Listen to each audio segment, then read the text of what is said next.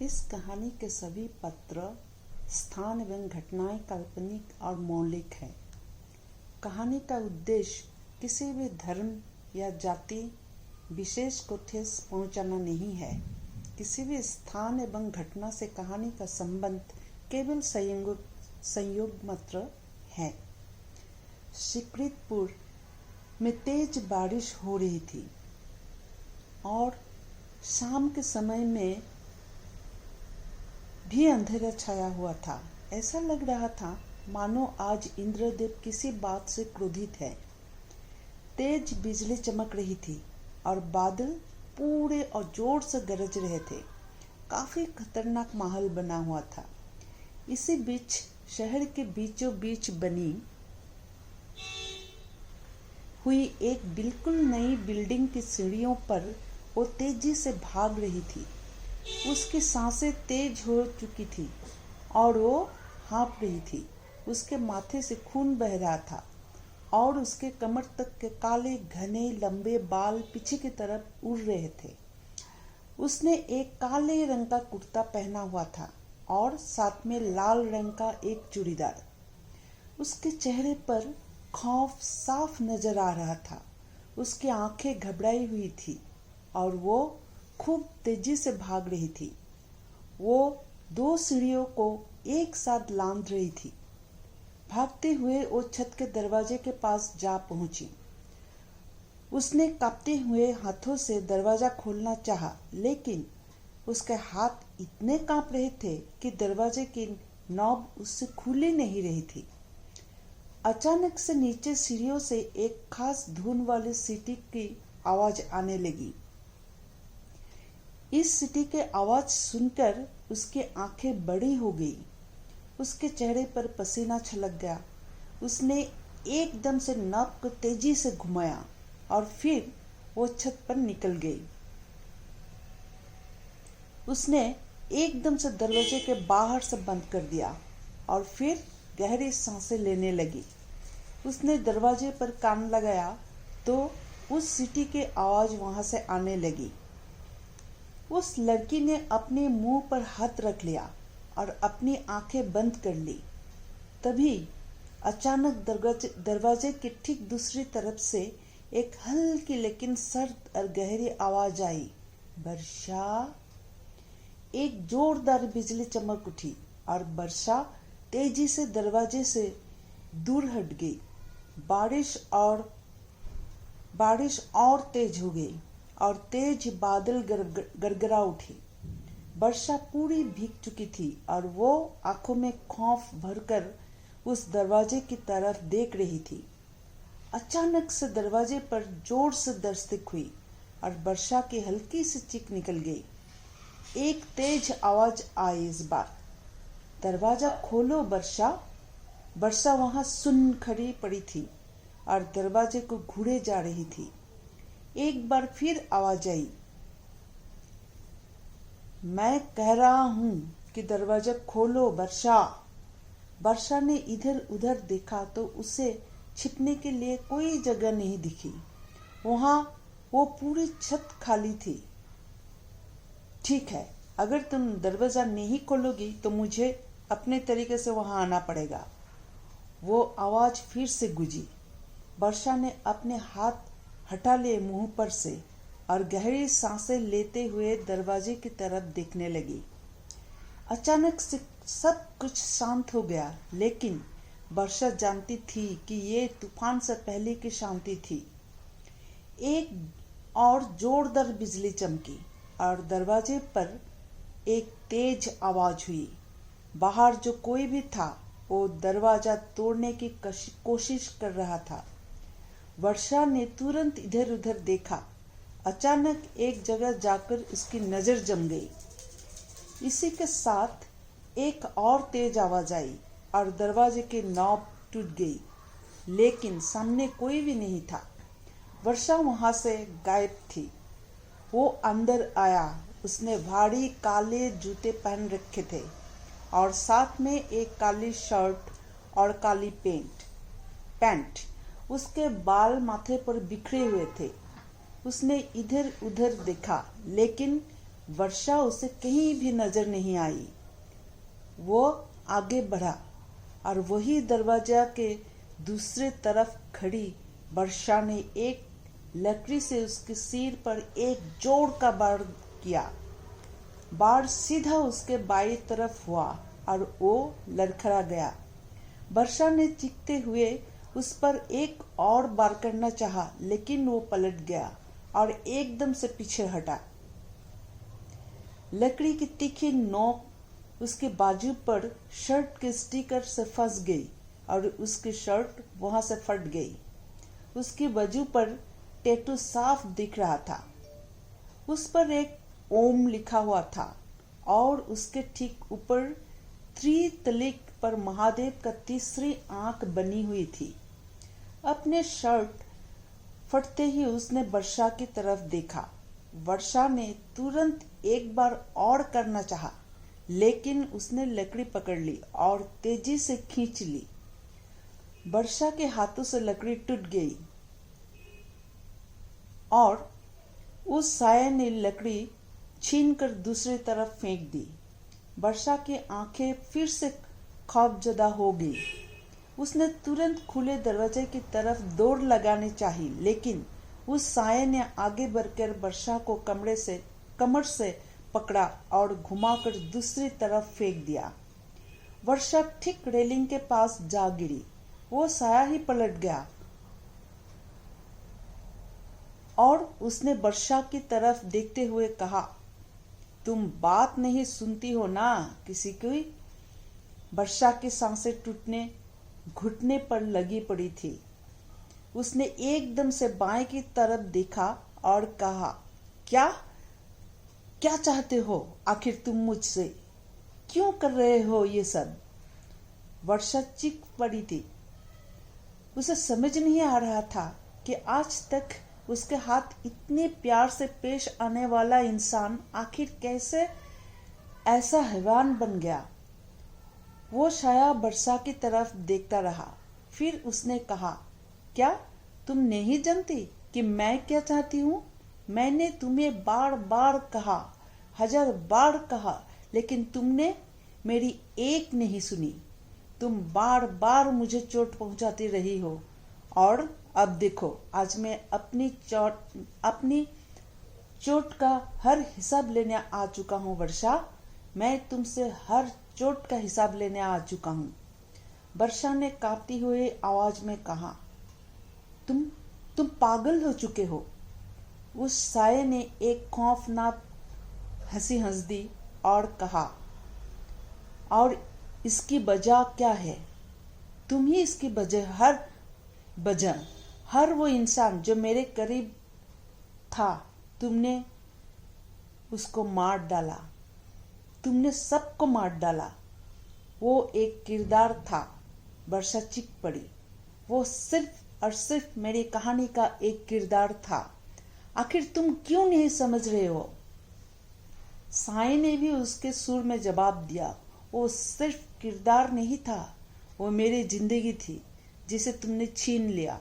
याद है, तुमने खुद अपनी कहानी में लिखा था, जो तुम लेते हो वो तुम्हें लौटाना ही पड़ता है। जान के बदले जान, चोट के बदले चोट, दर्द के बदले दर्द। वर्षा, क्या तुम नहीं जानती हो कि मैं तुम्हें यहाँ क्यों लाया हूँ? ध्यान से देखो वर्षा, इस जगह को। वर्षा ने कपते हुए इधर उधर देखा। अचानक से उसके आंखें बड़ी हो गई।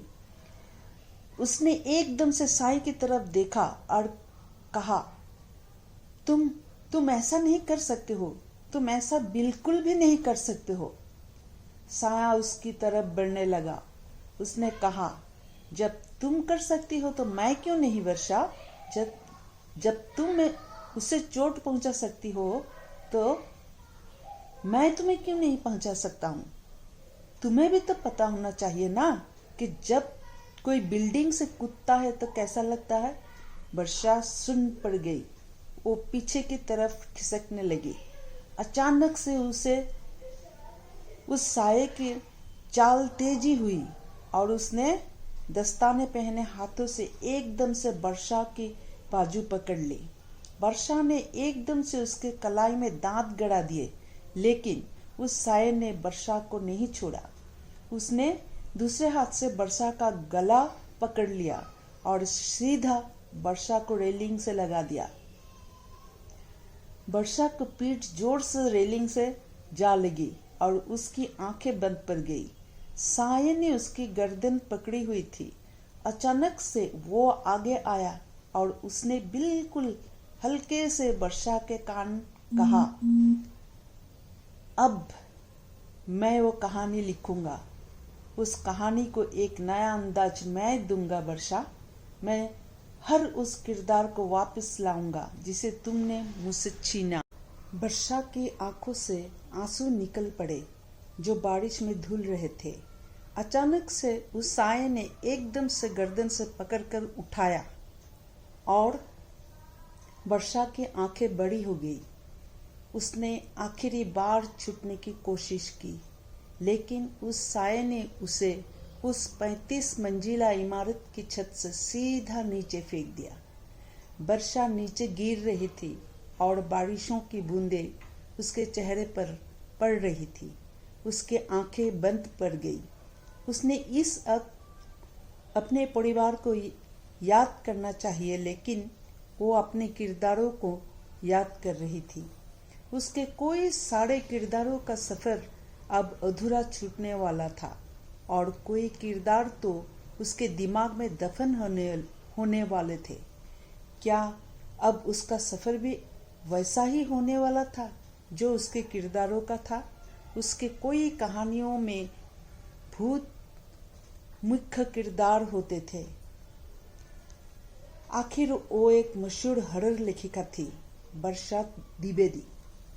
वो सीधा जाकर उस 35 मंजिला इमारत की छत से गिरकर नीचे इमारत के बगीचे में जा गिरा और उसके सिर के नीचे से गर्म खून निकल गया और तेज बारिश में धुलने लगा। उसकी सांसें जा रही थी, उसकी आंखें बंद हो रही थी। उसकी अपनी गर्दन को दाईं ओर पलटा तो उसके हाथ में उसके पापा की दी हुई घड़ी थी, जिसमें समय और तारीख दिखाई देती थी। वो भी टूट चुकी थी, लेकिन जहां समय रुक गया उस घड़ी का, उसे अपने जीवन के अंतिम पलों में बस वही दिखा और फिर उसकी लाश की बंद आंखों में वो हमेशा के लिए समा गया।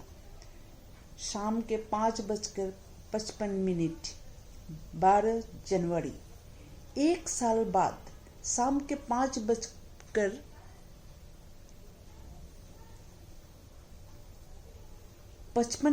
पर 12 जनवरी को एक हॉस्पिटल में किसी छोटे बच्चे की तेज रोने की आवाज आई। शिखर धाड़ में तेज बारिश हो रही थी और शाम के समय में भी अंधेरा छाया हुआ था। ऐसा लग रहा था मानो आज इंद्रदेव किसी बात से क्रोधित है। तेज बिजली चमक रही थी और बादल पूरे जोर से गरज रहे थे। काफी खतरनाक माहौल बना हुआ था। वहां हॉस्पिटल के ऑपरेशन थिएटर के बाहर एक आदमी और एक बूढ़ी औरत काफी परेशान बैठे हुए थे, लेकिन बच्चे की आवाज आई तो दोनों की आंखों में खुशी की लहर दौड़ गई। उस बूढ़ी औरत ने एकदम से कहा, राजवीर बेटा, आ गई तुम्हारी संतान। राजवीर ने उठते हुए कहा, बस अम्मा, अब मालती भी बिल्कुल ठीक हो। तभी अचानक डॉक्टर बाहर आई। राजवीर ने एकदम से कहा, डॉक्टर, मालती और बच्चा कैसा है? राजवीर ने चौंकते हुए पूछा। डॉक्टर ने कहा, माँ भी बिल्कुल ठीक है और आपकी बेटी भी। राजवीर ने चौंकते हुए पूछा, बेटी? बेटी हुई? अम्मा ने खुशी से आगे आते हुए कहा, पूरी 4 पीढ़ियों बाद बेटी हुई है राजवीर, भाग खुल गया तुम्हारा। भाग खुल गए बेटा हमारे तो। राजवीर ने हाथ जोड़ लिए और कहा, thank you so much doctor. Doctor मुस्कुरा दी। उसने कहा, आपको सबसे पहले भगवान को थैंक यू करना चाहिए। 7वें मंथ में प्री डिलीवरी आसान नहीं होती, लेकिन फिर भी बच्ची इतनी हेल्दी है कि कोई नहीं कह सकता कि वो प्रीमेच्योर है। अभी उसने अपनी ऑब्जर्वेशन में रख रहे हैं, हमने ऑब्जर्वेशन में रख रहे हैं। कल सुबह आप उससे मिल सकते हैं। और हाँ, आपके बेटी के माथे पर एक क्यूट सा बर्थमार्क है। राजवीर ने हाँ में सिर हिला दिया और कहा, thank you so much doctor. Doctor मुस्कुरा दी और आगे चली गई। राजवीर के चेहरे पर खुशी साफ झलक रही थी और अम्मा बार बार माथा टेक रही थी। अगली सुबह मलती को होश आ गया। उसने अपनी आंखें खोली तो उसने आसपास देखा। राजवीर और अम्मा एकदम से उसके पास आए। राजवीर ने कहा, मलती, तुम ठीक हो? तुम्हें कोई दर्द तो नहीं हो रहा? मलती ने ना में सिर हिलाया और बिल्कुल हल्की सी आवाज में कहा, बच्चा, मेरा बच्चा राजवीर।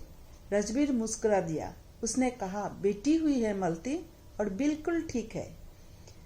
मलती के चेहरे पर चमक आ गई। उसने कहा, सच में बेटी हुई है? अम्मा जी ने कहा, हाँ मलती, देवी माँ आई है घर में, पूरी 4 पीढ़ियों बाद। मलती मुस्कुरा दी। तभी अचानक दरवाजा खुला और एक नर्स बच्ची को लेकर आ गई। राजवीर ने मलती को हल्के में उठाकर बिठा दिया। नर्स ने हल्के से मलती को हाथों में बच्ची को दे दिया। बच्ची बहुत खूबसूरत थी। खूबसूरत प्यारी सी आंखें और गुलाबी सी रंगत लिए उसके माथे पर दाईं तरफ पर एक बर्थमार्क था जो किसी गुलाब की तरह दिख रहा था। बच्ची हल्के से अपने हाथों को लहरा रही थी, किसी समुद्र की लहर की तरह। मालती ने देखा और फिर कहा, ये कितनी प्यारी है ना राजवीर? राजवीर ने मुस्कुरा दिया और उसने कहा, हम सच में बहुत प्यारी है। अम्मा जी ने बच्ची को हाथों को लहराते हुए देखा तो कहा, देखो तो कैसे हाथ लहरा रही है, समुद्र के किसी लहरे की तरह। अचानक से मालती की आंखें चमक उठी। उसने एकदम से कहा, अम्मा जी, लहर इसका नाम रहेगा। राजवीर और अम्मा जी ने तुरंत खुशी से एक दूसरे की तरफ देखा और फिर राजवीर ने कहा, बहुत खूबसूरत नाम है मालती। अम्मा जी ने हाथ बढ़ा दिए और फिर मालती ने बच्ची को अम्मा जी को दे दिया। अम्मा जी ने बच्ची को झुलाते हुए कहा, हमारी पोती लहर शर्मा, तुम्हारा इस संसार में स्वागत है। लहर अम्मा जी को देख रही थी, मानो पहचानने की कोशिश कर रही है। अचानक से तेज बादलों की गड़गड़ाहट हुई और लहर ने फिर रोना शुरू कर दिया।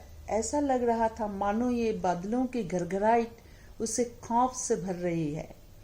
कोई नहीं समझ सकता था कि अभी सिर्फ और सिर्फ 16 घंटे पहले पैदा हुई बच्ची उन बादलों को घरघराहट से डरकर रोई थी या फिर कोई ज्यादा गहरा कारण था उसके कारण रोने के पीछे। Thank you.